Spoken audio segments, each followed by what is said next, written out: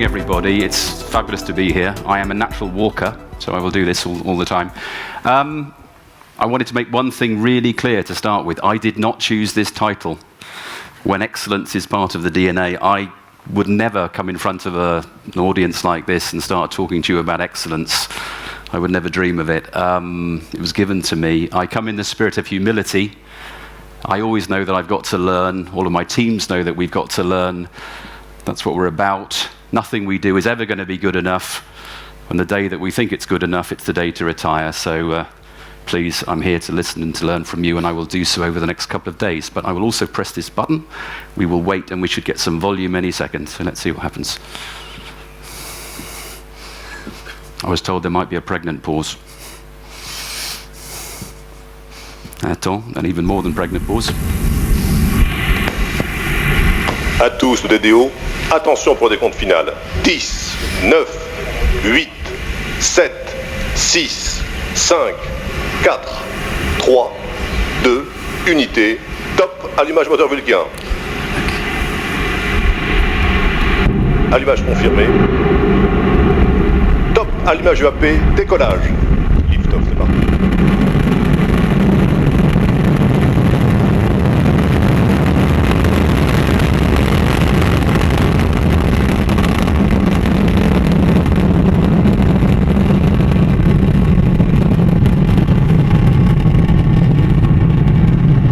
Les paramètres à bord sont nominaux.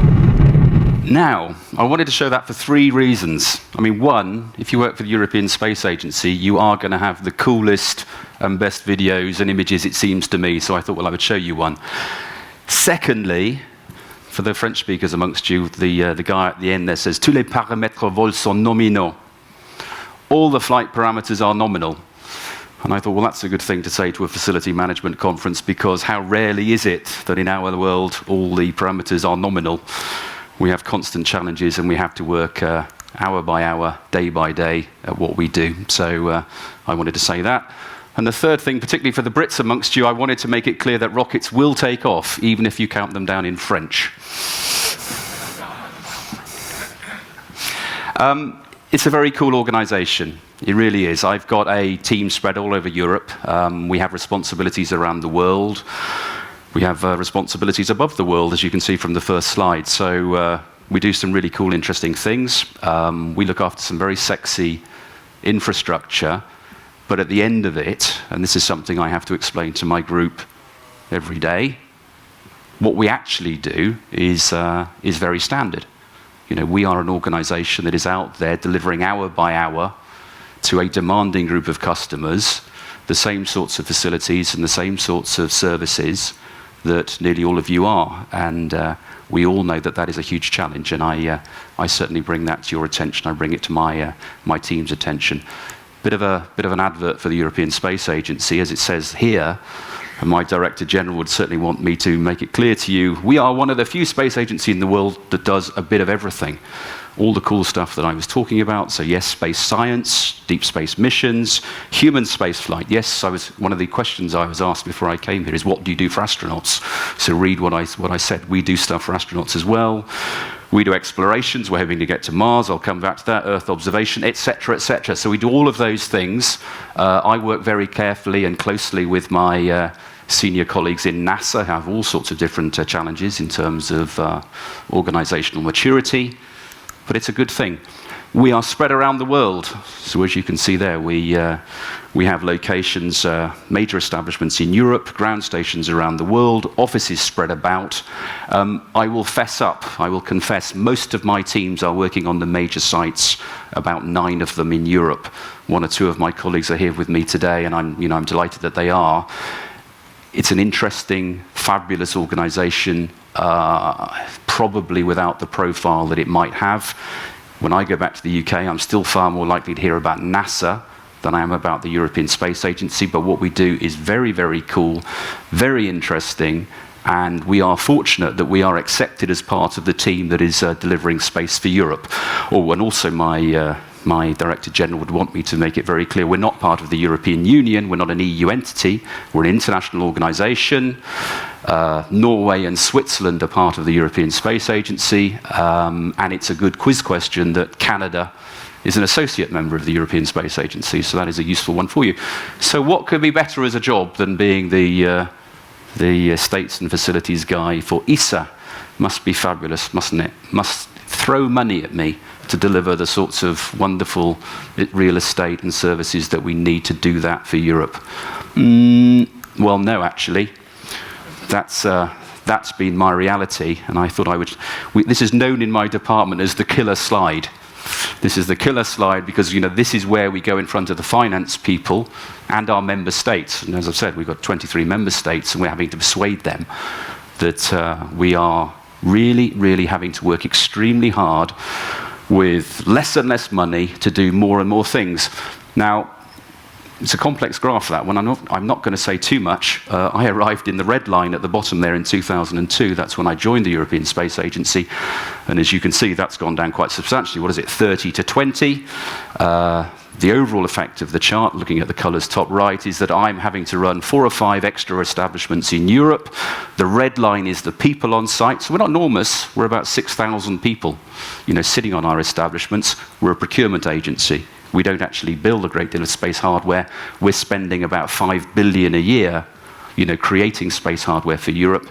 And that is my reality. And it's a constant reality. That has been our reality. I think, there are very few people in this room that will not recognize that. Times were tough. I mean, it was not an accident that I cut the graph off at 2013. I think after that, things become a bit more hazy.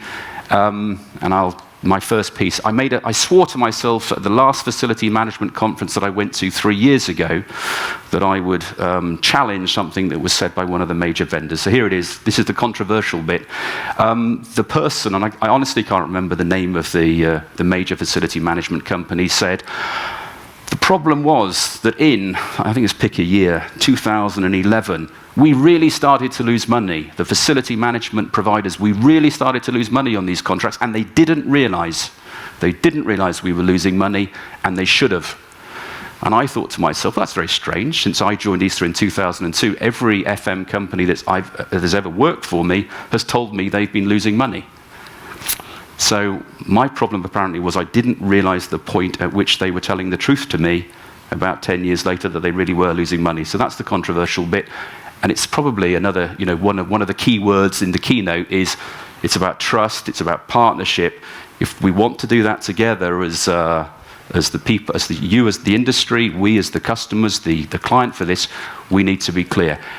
How do I respond to that situation? Well, I do all the stuff that the literature tells you to do. And I know you've got lots of other speakers who are going to come on such interesting things over the next 2 or 3 days. Do listen very carefully. But I'm old enough to be a balanced scorecard guy, and I'll go through it very quickly because I don't want to give a lecture on balanced scorecard. But there you go. Customer, internal business, financials, learning and growth. We do all of that. And to my amazement, about 8 or 9 years ago, we really started to do it.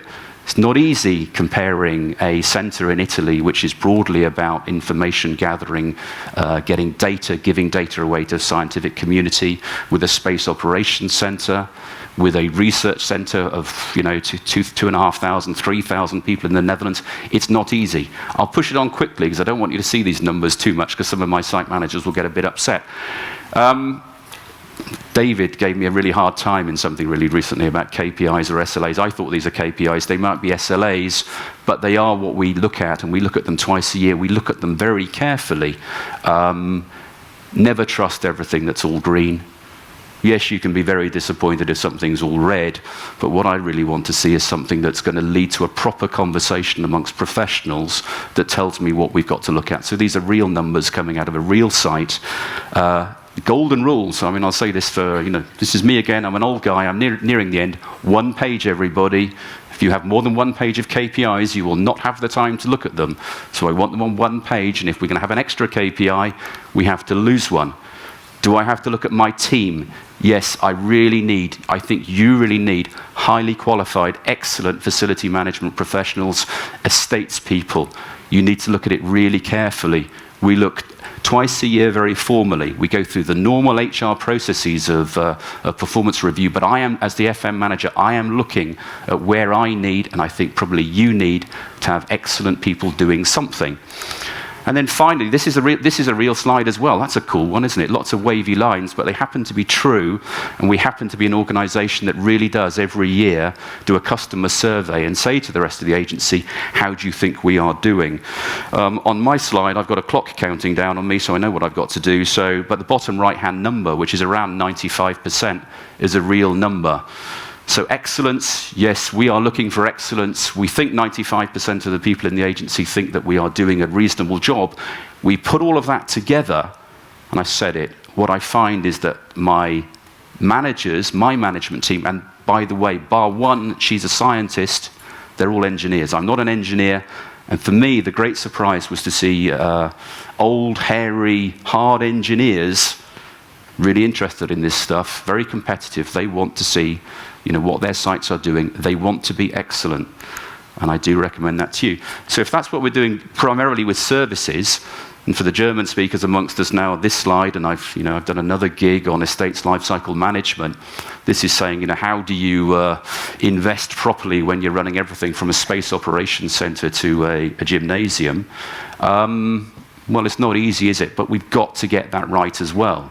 Yes, we are IPSAS now. We are a trusted partner of the European Union. Our financials are right.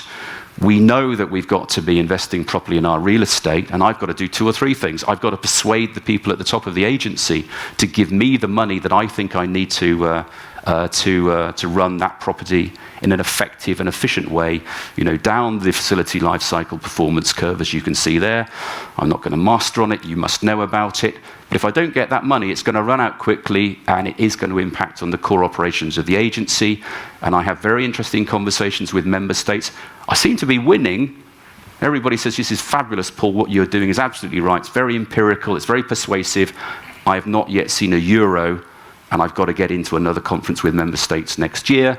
Yeah, we've got some cool stuff. We think we've got a model. And again, for people from the universities here, I do recommend you to look at this sector, because actually coming up with methodology for empirical methods of allocating capital in the right way, there's not a lot about. There is stuff, of course there is, but there's not a huge amount about.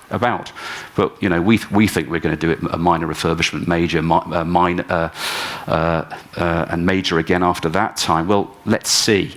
Let's see what it's going to get, and then we'll have long conversations about whether we demolish or whatever we do after 60. I need to allocate money properly amongst my teams, and then my teams need to make sure that they spend that money in the right place. I'm not going to go through that at all, really. Yes, you can. The books will tell you what something looks like in terms of condition. We have lots of people. We spend lots of money for people then to come in and look at our real estate, say, well, what is it actually like? It's not what the book says. What is it actually like? Let's correct that life cycle curve. Let's get away from the theory, and then finally, let's optimize it. Here's a good idea. Let's not invest lots of money into buildings when we're going to knock them down 2 years later, or we're going to do a major refurbishment 2 years later. Let's really try and get that last euro out of everything that we do. Maybe we're driving excellence. So that's the internals of the European Space Agency, and I'm being quick, and I promised David that I would get through these slides on time. It's a target-rich environment out there. If you Google megatrends at the moment, you'll come up with a lot, and I think we're also told there were to be no company logos, so well done ISS, you've snuck into the bottom right-hand corner, but it was your slide, so why not? Yeah, I recognize all of those. Economic growth, I certainly hope so. Times have been tough. Yeah, globalization, demographic trends. Yes, we have a retirement wave. We need to attract and retain young talent, and we are a key part of that. You are a key part of that, so please do it. Sustainability, yeah. The rest, social megatrends, health, I'll come back to. Yeah, technological development, I'll bounce off.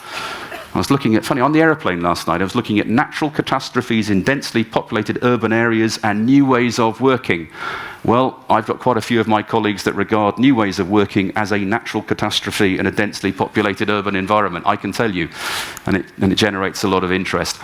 We as an agency, certainly in terms of environmental management, it's part of our core business. Yeah, it means a lot to us. And, I am suffering from climate change. I am suffering from the wildfires that we're getting in some of our locations. I'm really doing that. And of course, we as an organisation are trying to assist in that. The Internet of Things. Big data. You've got very clever young people going to be talking to you over the next couple of days about that. That's a pretty cool slide, isn't it? That's a very crowded space up there in which we're working. We as an organization are part of the methodology of providing you that data. Yeah, it's got to happen. I totally get it. 10 years ago, I used to talk about this mysterious application layer that would bring together my access control system, my CCTV system, my building management systems, all those things that we had. I used to speak about that 10 years ago. It's not a mysterious application layer. It's big data. And you as facility managers, you as the estates professionals, you are the ones that are going to have to work that, take the time over the next couple of days to do it. Well, I mentioned new working environments. Do you know, on the bottom right actually stood outside the door in my office in HQ about a year ago, and I took that photograph. Then I went to somewhere in one of our centres, and I took the one on the left. That really was, you know, where we were sticking people to work. We moved out of HQ 2 weeks ago. We're practically knocking it down. I am practically rebuilding it on the left. Well, yeah, we do stuff like that. We think it's really great. I think we as facility managers, we think it's cool, don't we? And we think we're driving value. We think we become part of the process that means, yes, you will employ the right sort of people to drive the core business of your agency, to drive value and everything else. I think we've got to avoid a bit of an ego trip. That's the only thing. I sort of stand in the shower thinking about that. Am I, as a facility manager, taking this very rare opportunity to be part of the strategic thinking? And I know you're going to get some of that over the next couple of days. I do sort of believe it. I do believe it. I think, you know, that's what we're about.